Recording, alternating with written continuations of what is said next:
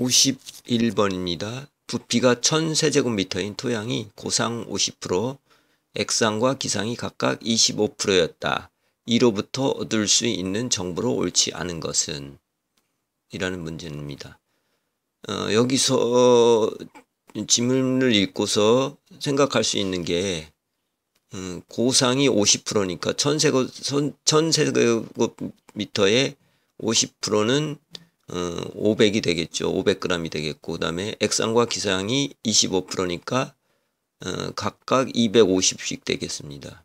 이걸 먼저 떠올리고, 그 다음에 이제 지문으로 들어가서 1번 공급비는 1%이다. 맞습니다. 이거는 공급비라는 거를 개념을 떠올려야 되는데, 우선 공급비라는 거는 토양 공급의 부피와 고상 부피의 비를 얘기하는 거거든요. 그래서 공식을 암기해 두셔야 되는데, 고상 부피분의 기상 부피 플러스 액상 부피를 공급비라고 합니다.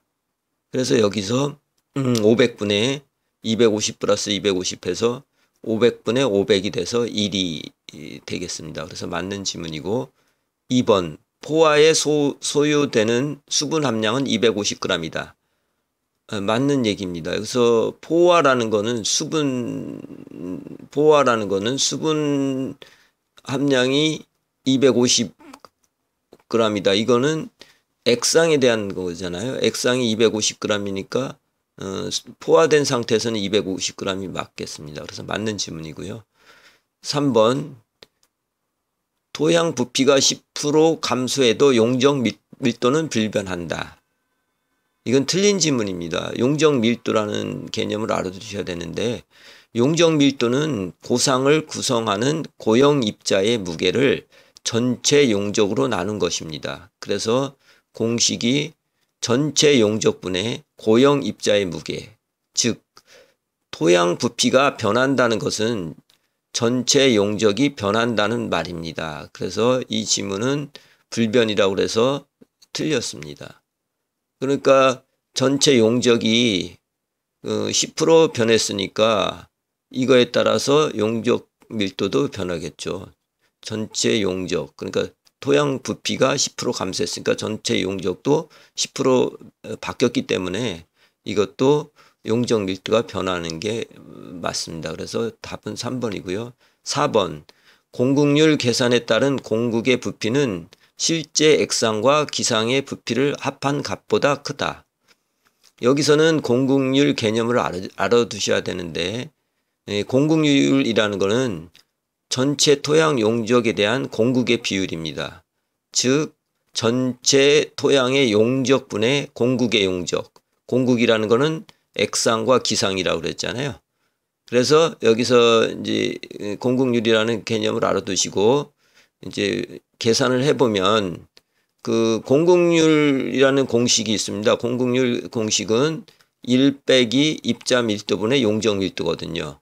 그래서 여기서 가로수에 있는 그 용적 밀도하고 입자 밀도를 활용해서 계산을 해보면 1 빼기 2.6분의 1.1이 되겠죠. 그래서 약 0.58이 되고, 아까 저희가 얘기했을 때 실제로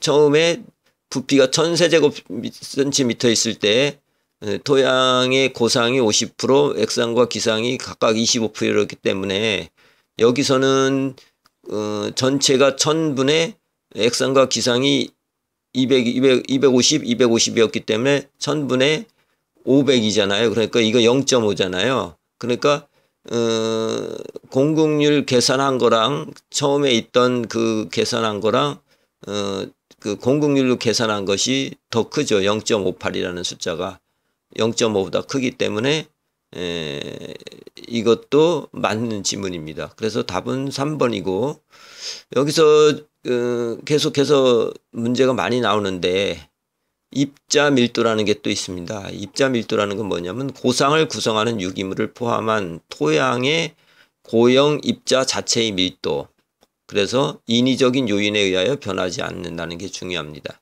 다시 말씀드리면 입자 밀도는 고상을 구성하는 유기물을 포함한 토양의 고형 입자 자체의 밀도를 얘기하는 것입니다.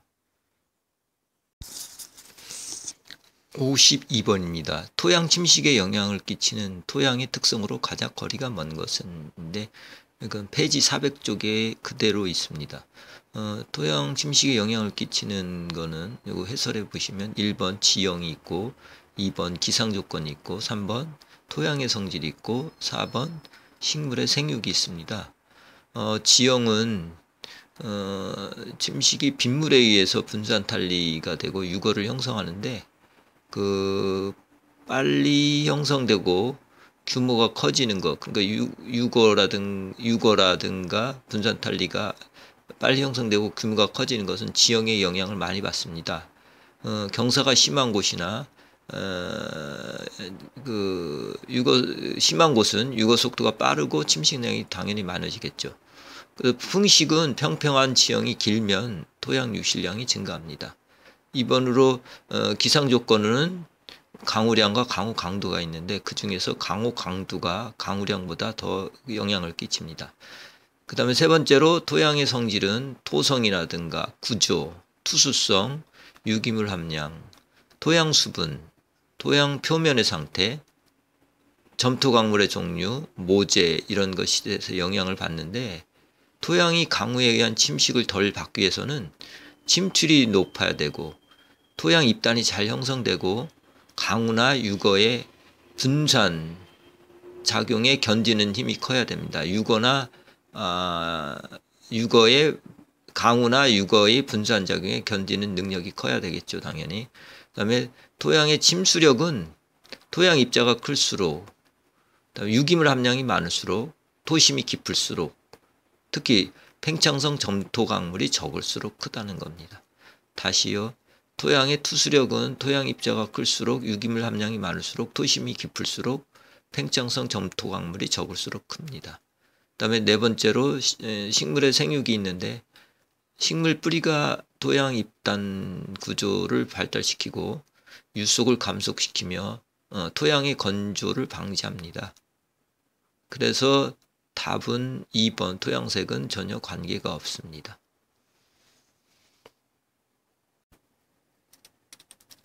53번입니다. 토양조사 개항 세부 내용으로 옳지 않은 것은 해서 교재 434쪽에 있습니다. 그 해설에 보면 토양 단면에 대한 기술에 포함되어야 할 세부 내용 해갖고 조사 지점 개항이 있습니다. 조사 지점, 조사를 하고 있는 지점에 대한 전체적인 상황을 알아볼 때는 단면 번호라든가 토양명, 고차 분류 단위, 조사 일자, 조사자, 조사 지점, 해발고도, 지형, 경사도, 식생 또는 토지 이용, 강우량 및 분포, 월별 평균 기온 이런 게 그 조사 지점에서 기술 세부 내용으로 포함이 되어야 되고요. 그다음에 두 번째로 조사 토양의 개황, 지금 문제에 나와 있는 조사 토양의 개황에는 모재라든가 배수 등급이라든가 토양 수분, 지하 수위, 표토의 성력과 안반 노출 정도, 침식 정도, 그다음 염류 직정 또는 알칼리 토양 흔적이라든가 인위적 영향도를 조사 토양 개황에 포함시켜야 됩니다. 그다음에 단면적의 계략적 기술에는 지형이라든가 토양의 특징, 특히 구조 발달도라든가 유기물 집적도, 자갈 함량 이런 거 외에 모재의 종류도 포함시켜야 됩니다.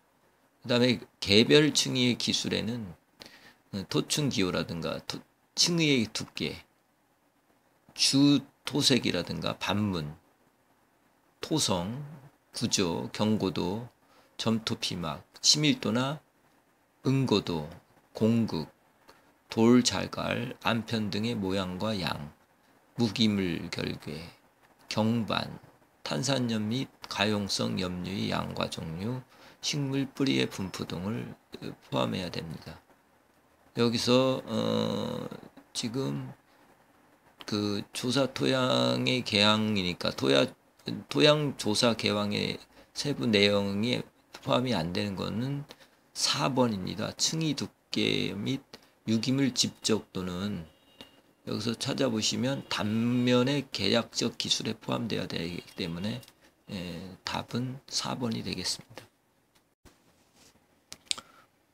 54번입니다. 질소의 토양 반응과 식물 이용에 관한 설명으로 옳은 것은? 질소에 대해서는 상당히 많이 여러 번 출제가 되고 있습니다. 상당히 중요하기 때문에 식물 분야에서 상당히 중요한 분야를 차지하기 때문에 질소는 꼭 알아둬야 되겠습니다.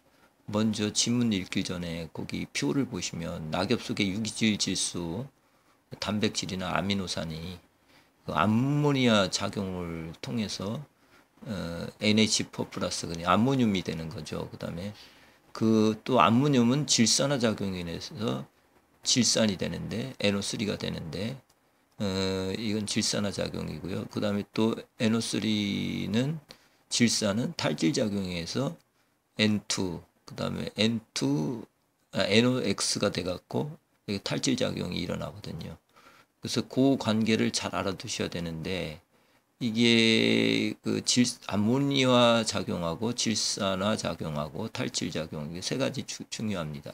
그래서 여기 그 밑에 보시면 해설해 보시면 질산화 작용이 있습니다. 질산화 작용이라는 것은 비료나 유기물로부터 유리된 암모늄은 질산화 작용을 통하여 질산으로 전환되는데 이거는 질산화균에서 일어나는 산화 반응입니다.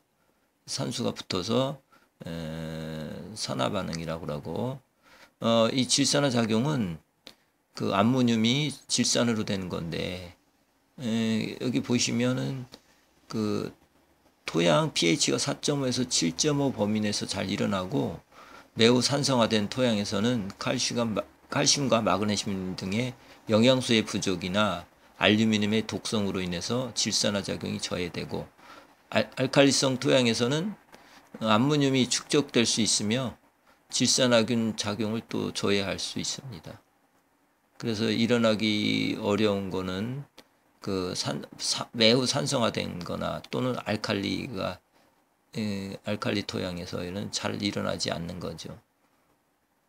그 다음에 탈질작용이라는 게 있습니다. 탈질작용을 구체적으로 설명하면 탈질균에 의해서 질산이 NO3가 여러 가지 질소 화합물을 걸쳐갖고 최종적으로 질소가 되는 겁니다.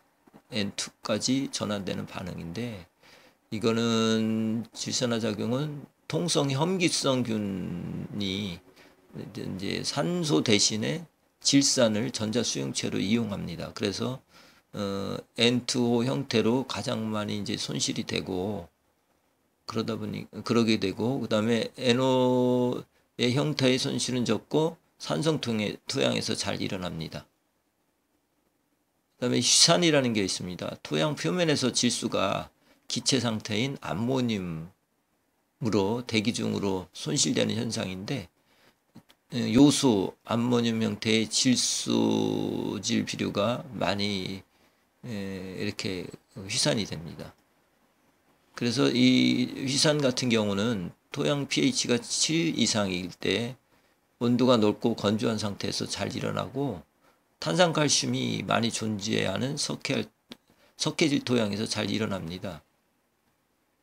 그리고 또 중요한 거는 암모늄 이온은 버미큘라이트나 일라이트와 같이 2대1형 점토 광물에 의하여 고정되기도 하는데 점토 광물 표면에 음전하를 가지고서 2대1 층 사이의 공간에 이 암모늄을 고정시킵니다.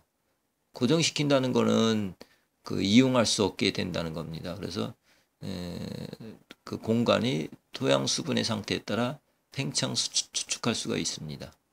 지문을 보겠습니다. 1번 담수된 논토양에서 질산태 질소는 산화되어 대기로 쉽게 손실된다. 틀린 지문입니다. 여기 그 표를 보시면 NO3- 질산이 탈질 작용에 의해서 산소가 떨어져 나가면서 N2 질소가 되잖아요. 이렇게 산소가 떨어져 나가니까 환원이라고 생각할 수 있습니다. 그러니까 산화는 아닌 거죠. 그러니까 틀린 지문이 되겠고 2번 사탕무와 같은 일반 식물은 대기 중 질소를 직접 이용할 수 있다.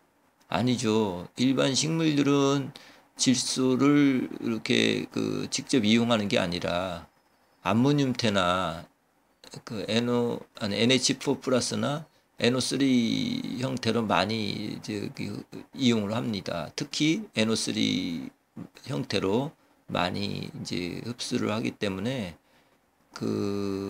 직접 할 수는 없습니다. 그래서 틀린 지문이고요.